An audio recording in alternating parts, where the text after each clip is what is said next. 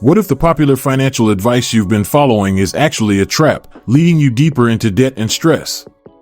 For one family, that nightmare became their reality.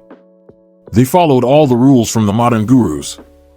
They took on good debt for investments, chased the latest financial trends, and put building wealth above everything else, thinking it was the path to security.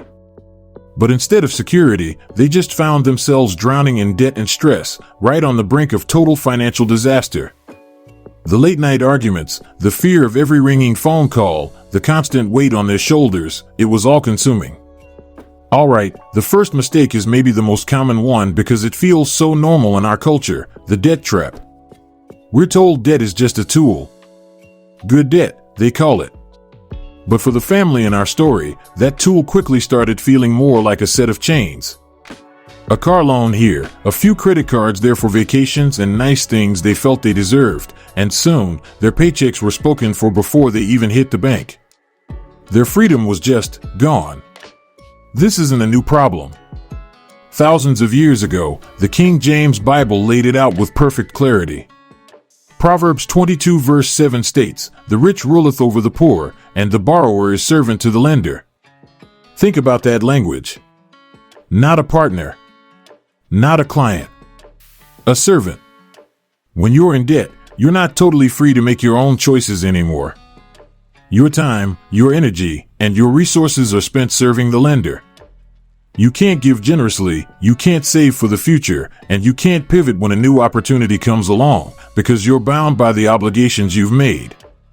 The Bible encourages us toward freedom because that's God's design for us. The psychological relief that comes from breaking these cycles is immense. Imagine the peace of mind that comes from knowing your income is truly yours to manage. The story of that family, and countless others, shows that the moment they decided to stop borrowing and aggressively attack their debt, they stopped being servants to the bank and started becoming stewards of their own lives again. They could finally breathe. The second mistake is the siren song of our impatient culture, the get-rich-quick trap. This was the next pitfall for our family. Stressed out by their debt, they started looking for a fast way out. They poured money they didn't have into a speculative investment that promised unbelievable returns overnight. And, like a mist, it vanished, leaving them with even more regret and heavier burdens. This is a tale as old as time, and the Bible warns against it sternly. Proverbs 28 verse 22 in the King James Version says, "He that hasteth to be rich hath an evil eye, and considereth not that poverty shall come upon him." The verse points out an evil eye, a perspective that's been corrupted by greed and impatience. People who are scrambling to get rich quick often don't see that they're actually headed for poverty. This warning echoes through history, from ancient market schemes to the modern-day hype around volatile stocks or crypto gambles that leave people ruined. The biblical path is about steady, diligent growth, which honors God's timing and design. As Proverbs 13 verse 11 tells us, "Wealth gotten by vanity shall be diminished, but he that gathereth by labor shall increase." Lasting wealth is built brick by brick, not wished into existence. There's a deep peace found in patience, in knowing that diligent, honest work is a form of worship, and that God blesses the hand that gathers by labor, not by chasing vanity. The third mistake is subtle, and that makes it perhaps the most dangerous. It's the priority trap. This is where the love of money quietly replaces your love for God and family as the center of your life. For the father in our story, the pressure to fix their financial mess became an obsession. He worked longer hours, not just to pay bills, but to chase the next bonus. He was physically present with his family, but his mind was always elsewhere, on spreadsheets, on market tickers, on the next dollar. He was losing the very people he claimed to be working for. The Bible's warning on this is one of its most famous passages on money. 1 Timothy 6 verse 10 says, "For the love of money is the root of all evil, which while some coveted after, they have erred from the faith, and pierced themselves through with many sorrows." Notice, it doesn't say money is the root of all evil. It's the love of money. It's when your heart gets attached, a craving that causes people to wander from what truly matters and, ultimately, to pierce their own hearts with many sorrows. The stress, the broken relationships, the spiritual emptiness, these are the sorrows that show up when money is on the throne of your heart. The Bible reminds us that real wealth, the kind money can't buy, is found in peace, wisdom, and a right relationship with God and others. The psychological relief comes from detaching your self-worth from your net worth. When you stop chasing money and start pursuing righteousness, godliness, and faith, the sorrows begin to heal, and you find a richness that no bank account can measure. If any of these first 3 mistakes are hitting home for you, do me a favor and hit that like button. It lets me know this is resonating and helps this message reach others who might be struggling in silence. Mistake number 4 is living only for today, with zero thought for tomorrow. It's the trap of short-sightedness. For our family, this looked like a constant cycle of spending everything that came in. There was no budget, no savings plan. When an unexpected car repair or medical bill came along, it was a full-blown crisis that could only be solved by, you guessed it, more debt. They were living on a financial knife's edge. The Bible offers a simple, powerful image to counter this.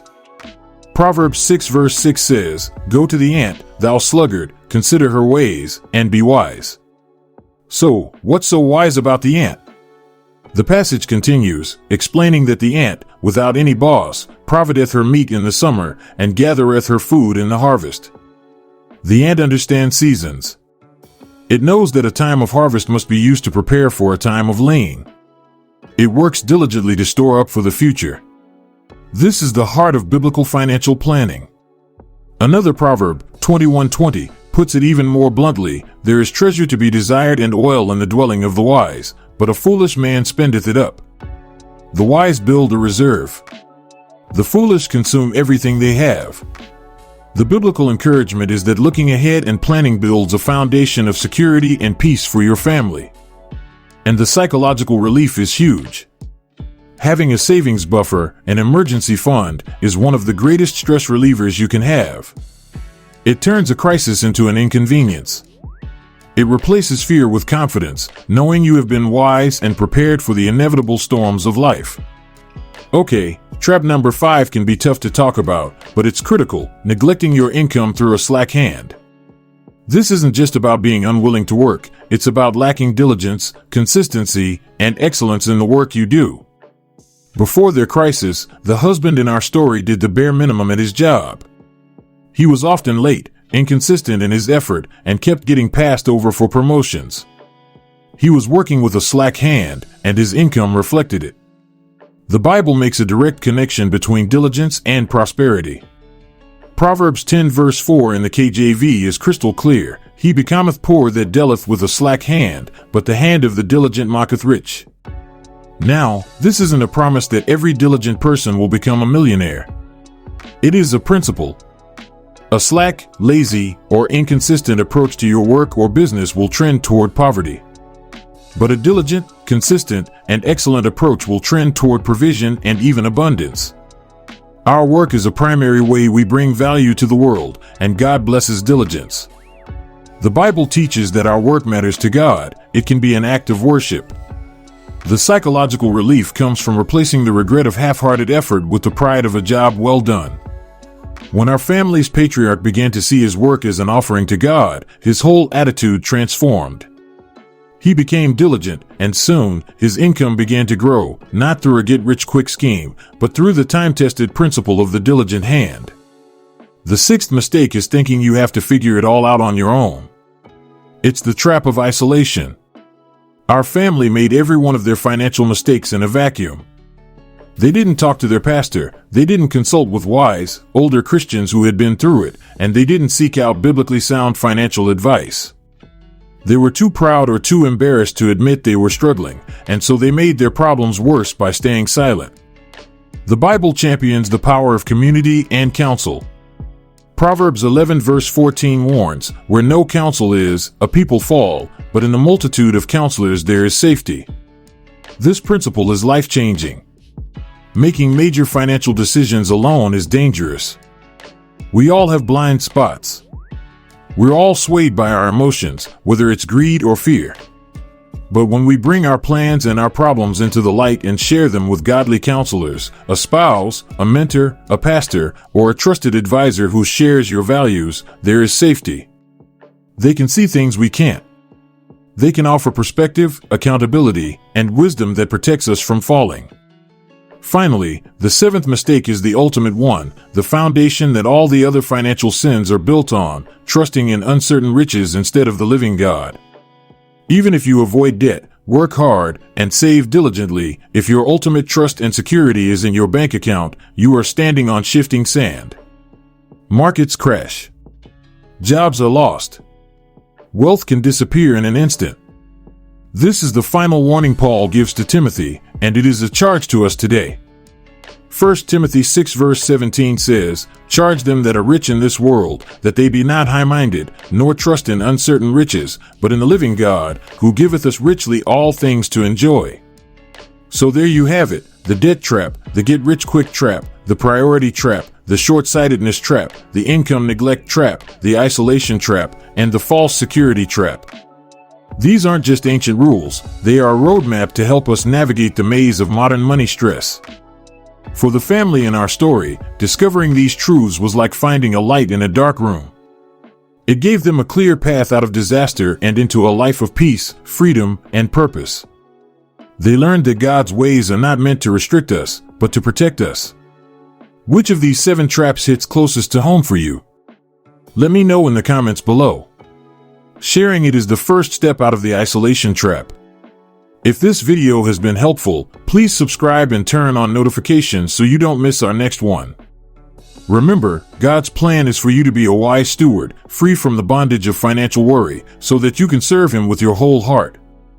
Your money is a tool. Let it serve you and His kingdom, never become a servant to it.